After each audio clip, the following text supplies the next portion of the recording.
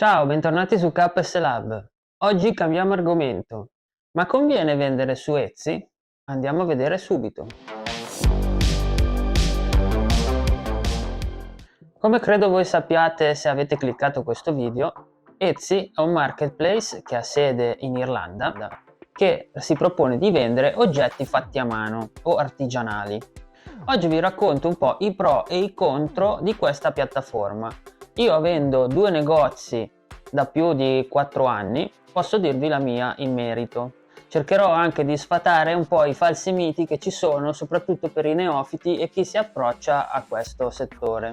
Grazie ai miei potenti mezzi ho creato questo schemino fantastico con cui vi spiegherò le cose iniziali che dovrete sapere per iniziare su Etsy.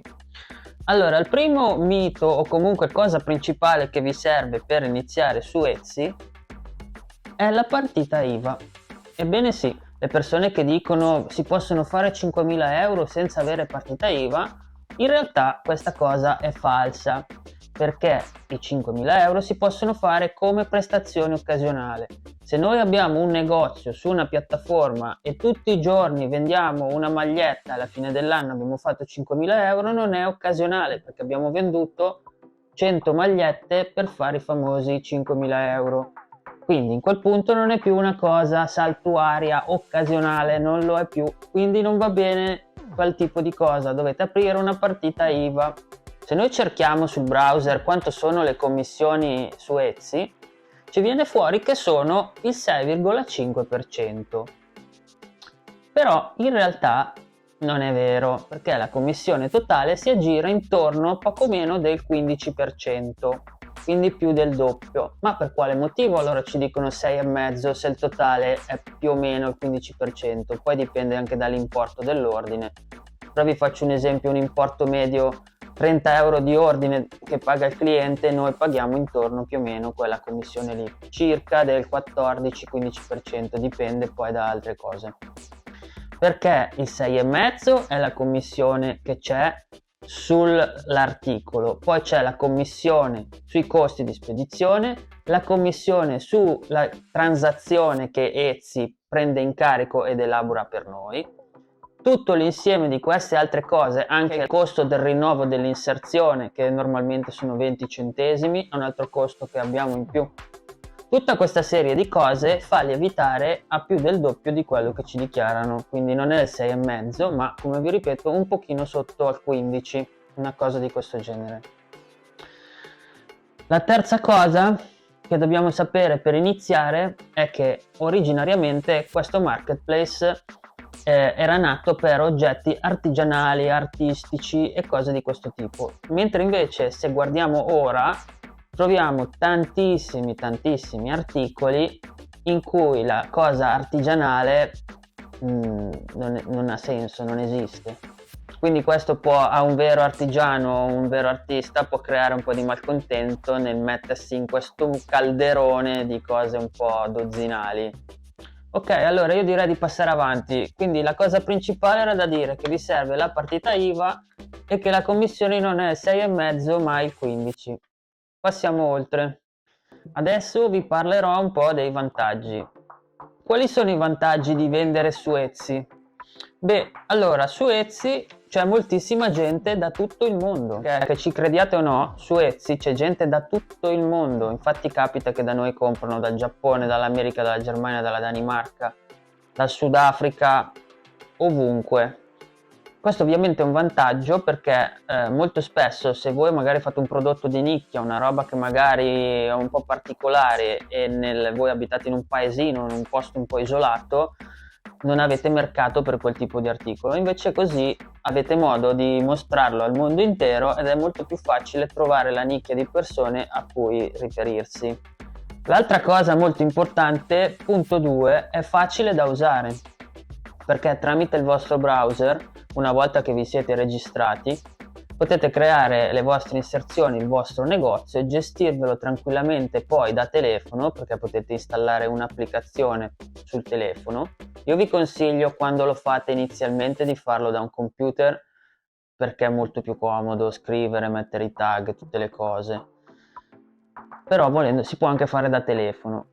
Quello che ho trovato comodo è la gestione poi dopo fatta da telefono, cioè se siete in giro per qualsiasi motivo, anche se andate in vacanza 3-4 giorni, avete sott'occhio gli ordini, acquisti, eventuali messaggi, richieste di assistenza, avete tutto sotto controllo sull'app.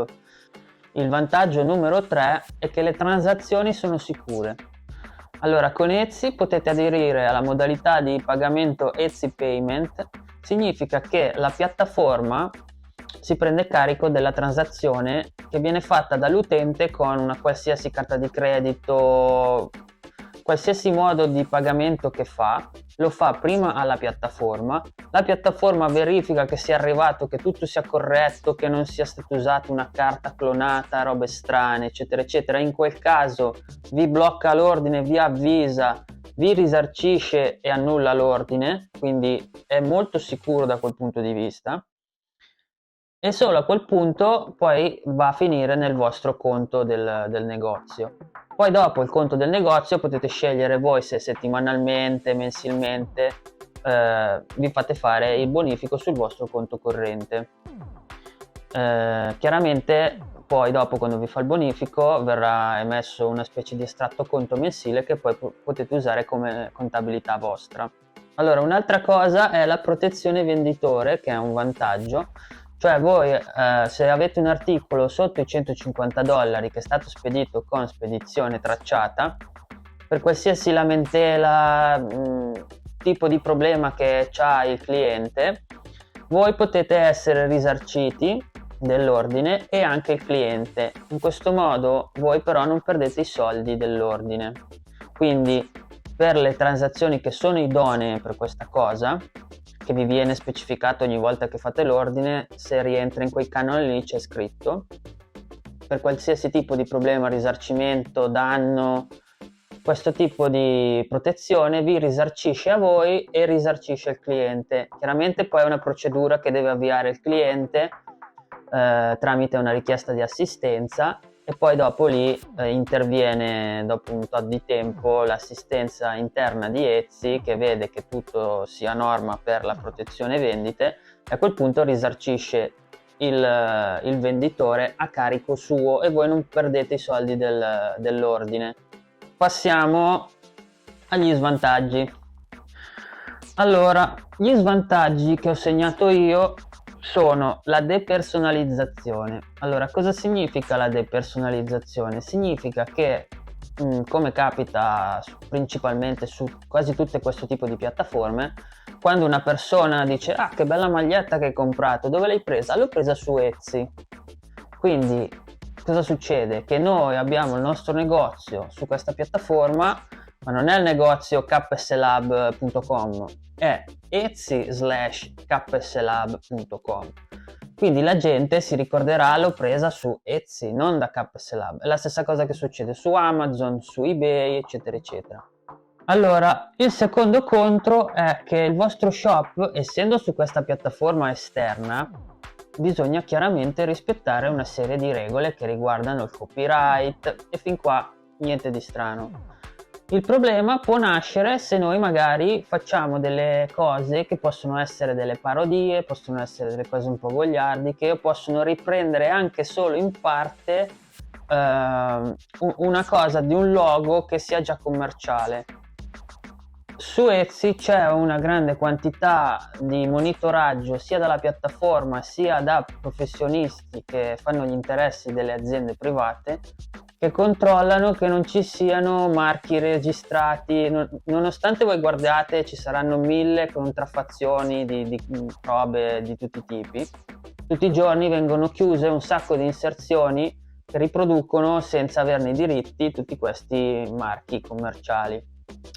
Ma qual è il problema? Questo va benissimo. Il problema è che se noi facciamo una fan art, facciamo una cosa, come dicevo prima, che può essere una parodia che riprende solo i colori di un logo, o che sia una storpiatura di quel logo, ci può essere tirata giù o il negozio o l'inserzione senza nessun tipo di avviso e di appello. Tra l'altro noi non possiamo fare appello a questa cosa. Ci dicono: guarda che questa cosa viola le linee guida, e ci viene chiusa o l'inserzione con un ammonimento oppure viene proprio chiuso il negozio. Allora, punto negativo numero 3 è che bisogna rispettare canoni e tempistiche del sito. Allora, i canoni nel senso che alcuni tipi di cose magari artistiche potrebbero triggerare il sistema anticontraffazione e quindi dovete stare molto attenti a non finire in mezzo a quella roba lì. L'altra cosa è il fatto che Etsy spinge per farvi fare evadere l'ordine nella maniera più economica possibile, nel senso far pagare all'utente la spedizione il meno possibile e voi farvela spedire il più veloce possibile, che ci sta, ma siccome noi non siamo una realtà come Amazon con una logistica del genere, chiaramente avremo dei costi più elevati e delle tempistiche che quando poi il negozio ingrana dovremo pianificare piano piano, quindi non è che ogni giorno posso evadere gli ordini, dovrò accumularli magari ogni 2 o 3 giorni, fare il totale e poi mandarli via. C'è anche da dire che Etsy promuove le proprie partner interni, cioè si può integrare nell'applicazione, nel negozio di Etsy, Packlink, che è un partner che fa spedizioni, e l'etichetta bisogna anche pagarla qualche centesimo, ma vi fa pagare anche per stampare l'etichetta, quindi questi sono degli altri costi che andrebbero aggiunti per la spedizione. Si collega anche al punto 5, che il venditore stellato. Allora, questa cosa del venditore stellato è un'altra cosa che è stata introdotta negli ultimi 2 anni, 1 anno e mezzo. Praticamente in base al rating delle vostre recensioni, se spedite sempre tracciato, se rispondete ai messaggi del cliente entro una certa tempistica, vi sale questo rating e diventate venditore stellato. Se siete un venditore stellato, l'algoritmo interno di Etsy vi spinge di più, vi mette più in evidenza, in più vi dà un badge che esce fuori di fianco al vostro nome, di modo che l'utente che vede il vostro nome del negozio vede che avete tutte e 5 le stellette, quindi siete tipo un venditore premium. Questa cosa però viene fatta di mese in mese e ogni mese bisogna sempre alzare di più l'asticella, cioè non basta che avete avuto 10 recensioni positive il mese scorso, il mese dopo dovete averne 12 e va avanti tutto così. Quindi è una gara a rialzo continua che chiaramente anche lì la sostenibilità non credo che sia infinita. Punto 4, che era stato saltato prima, sono recensioni inappellabili o assistenza assente. Allora, questo cosa vuol dire? Che l'assistenza molto spesso, se può, vi rimanda cose automatiche per specie di pagine dove dovete cercare voi la soluzione, ma poi vi mandano sempre in loop senza una vera e propria risposta. Avere a che fare con un operatore in carne e ossa è molto difficile.